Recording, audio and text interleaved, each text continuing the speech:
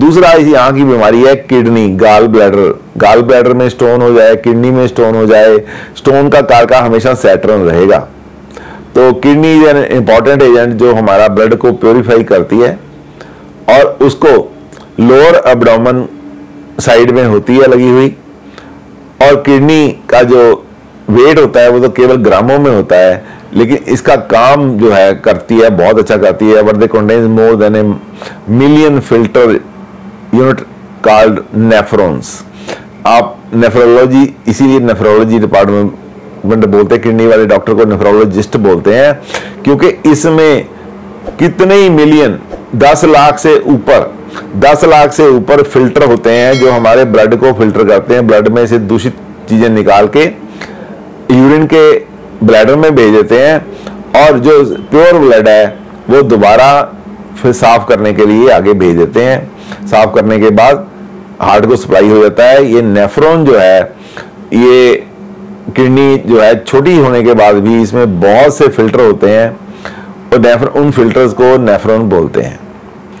The main function of the kidney is to filter blood, extra water, mineral, nitrogen जो waste होती है, extra protein जो होती है और फूड की जो वेस्ट होती है वो यूरिन ब्लैडर के थ्रू यूरिन पास आउट कर लेता है, चाहे मेल है चाहे फीमेल है।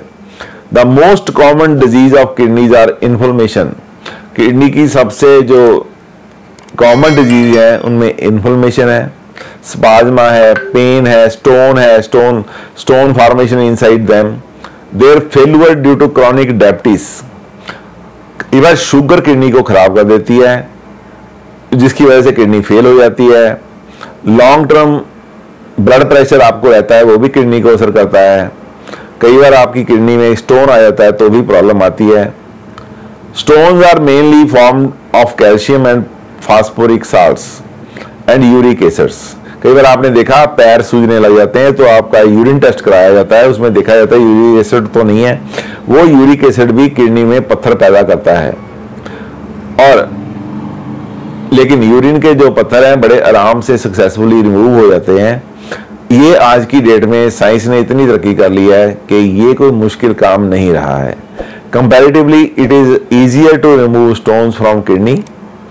कंपैरेटिवली जो स्टोन है वो किडनी से आराम से निकल जाते हैं और गाल ब्लैडर से मुश्किल निकलते हैं। गाल ब्लैडर के निस्बत किडनी से स्टोन निकालने आसान होते हैं। कारका for every type of stone is Saturn. Saturn stone के बनने का कारक है। किसी भी तरह का स्टोन कहीं भी हो बॉडी में उसका कारका सैटर्न ही रहेगा। While mercury rules over gall bladder, जो बुध है वो गाल ब्लैडर का कारक है, लेकिन गाल ब्लैडर में भी स्टोन आता है तो भी सैटर्न ही उसका कारक रहेगा। सन रूल्स ओवर बाउल डिजीज, चाहे आपका ब्लैडर है चाहे बाउल है। बाउल जो है इंटेस्टाइन का लास्ट पार्ट है, सेकंड लास्ट बोल सकते हैं, anus is the last part. जो ब्लैडर है वो यूरिन साइड का सेकंड लास्ट पार्ट है। Saturn along with Mars and Rahu should afflict 7th house, Libra, Venus and Moon. Kidney का प्रॉब्लम यदि देखना हो तो हमें देखना होगा कहीं शनि, मंगल और राहु के साथ 7th हाउस को अफ्लिक्ट तो नहीं कर रहा, या इकट्ठे मंगल, सैटर्न, राहु 7वें घर में तो नहीं बैठे, या ऐसा तो नहीं इनमें से एक प्लैनेट 7वें घर में बैठा है, दूसरा राहु उसको किसी और घर से देख रहा है, सूर्य किसी और घर से देख रहा है। जब भी ये 7th हाउस इन तीनों प्लैनेट से अफ्लिक्शन में आएगा तो आपको यूरिन रिलेटेड कोई ना कोई प्रॉब्लम आ सकती है। That can be infection also और that can be kidney problem also. यदि सैटर्न इन्वॉल्व हो जाता है तो उसमें किडनी में स्टोन की प्रॉब्लम भी आ सकती है। लिब्रा, वीनस एंड मून, जो लिब्रा है साइन 7वें घर का कालपुरुष की कुंडली का साइन है, इसलिए यदि लिब्रा में कभी प्रॉब्लम आती है, वीनस में प्रॉब्लम आती है, चंद्रमा में, ये तीनों प्लैनेट को इफेक्ट करते हैं उसको, सैटर्न, मार्स और राहु, तो यूरिन रिलेटेड कोई ना कोई प्रॉब्लम आपको हो सकती है। But the problem of chronic failure is a complex element required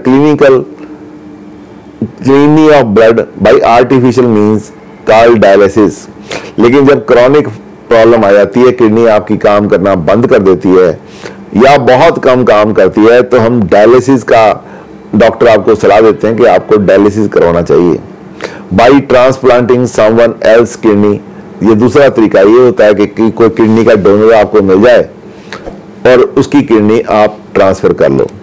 this treatment is costly but can prolong the life of the patient up to 10 years. 10 साल तक इससे लाइफ बढ़ जाती है। कॉस्टली तो है लेकिन डे बाय डे अब सस्ता होता जा रहा है। तो उसके लिए एस्ट्रोलॉजिकल कॉम्बिनेशन क्या रहेंगे? किडनी देने वाले के भी वही कॉम्बिनेशन होना चाहिए, क्योंकि उसको भी तो वही काम करवाना है जो किडनी लेने वाले को करवाना है। इस बात का ध्यान रखना कौन सा डोनर होगा। मैं आपको बात बताना चाहता हूं कौन सा, हु कैन बी डोनर, वो कैसे आप देखेंगे? वो देखेंगे, मैं आपको बात बताना चाहता हूं कि जो किडनी देता है उसको भी सेम प्रोसेस से गुजरना पड़ता है, उसको भी एनेस्थीसिया दिया जाता है, उसकी भी सर्जरी होती है, उसके भी उसी हिस्से को काटा जाता है जहां से किडनी निकालनी है, और जिसने किडनी लेनी है उसको भी वही एनेस्थीसिया दिया जाता है, वही डॉक्टर उसको ट्रीटमेंट करता है और उसी हिस्से का काट छांट करता है जहां से किडनी निकालनी है। लेने वाले देने वाले, यदि आपको कोई क्वेश्चन आ जाए कि क्या मेरे को किडनी चाहिए, क्या ये डोनर हो जाएगा? सबसे पहले आपका सवाल जाता है आपके माता पे, क्योंकि माँ ही एक बच्चे के लिए सेक्रीफाइस करती है किडनी का। उसके बाद कोई भाई भी कर देता है, सम बहन भी कर देती है। तो बहन या भाई या माता में से who will be the donor? तो उसकी हॉरोस्कोप ले लो। यदि सेम, जिसके सेम कंपोनेंट हैं, दशा ऐसी चल रही है जिसमें किडनी की प्रॉब्लम दिखाई दे रही है, प्लैनेट ऐसे हैं जो किडनी की प्रॉब्लम दे रहे हैं, मंगल है, राहु है, सैटर्न है, तो ऐसे समय में दोनों की सेम तरह की स्थिति होनी चाहिए। जिसकी सेम तरह की होगी वो किडनी का डोनर होगा। यदि उनमें से नहीं है तो आप भूल जाओ कि घर में से किडनी मिलेगी, फिर आप डोनर ढूंढो।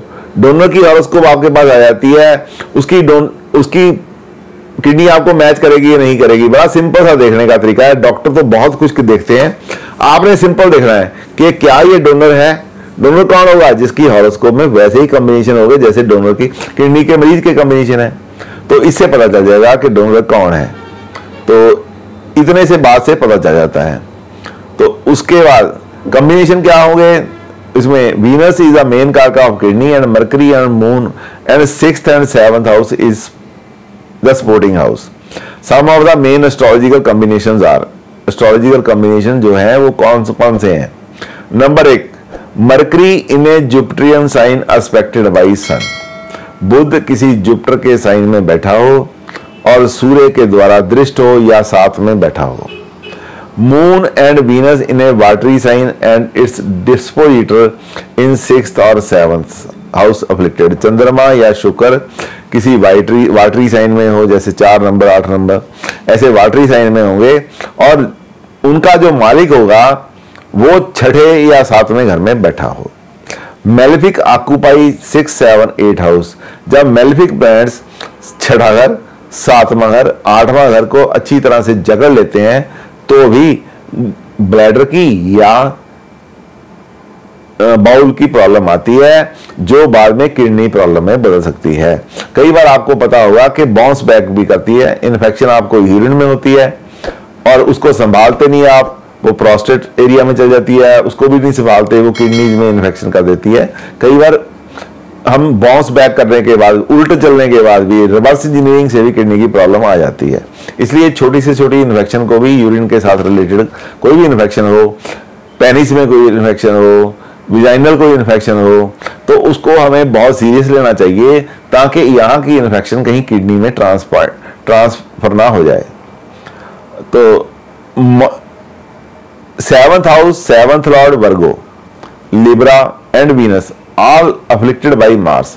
7वां घर, 7वें घर का स्वामी वर्गो साइन, लिब्रा साइन जब कभी, और शुक्र भी साथ में कोई मंगल से अफ्लिक्ट हो जाएंगे, सैटर्न से अफ्लिक्ट हो जाएंगे या राहु से अफ्लिक्ट हो जाएंगे तो प्रॉब्लम आ सकती है। ये सारे कॉम्बिनेशन इसी के आसपास घूमते हैं।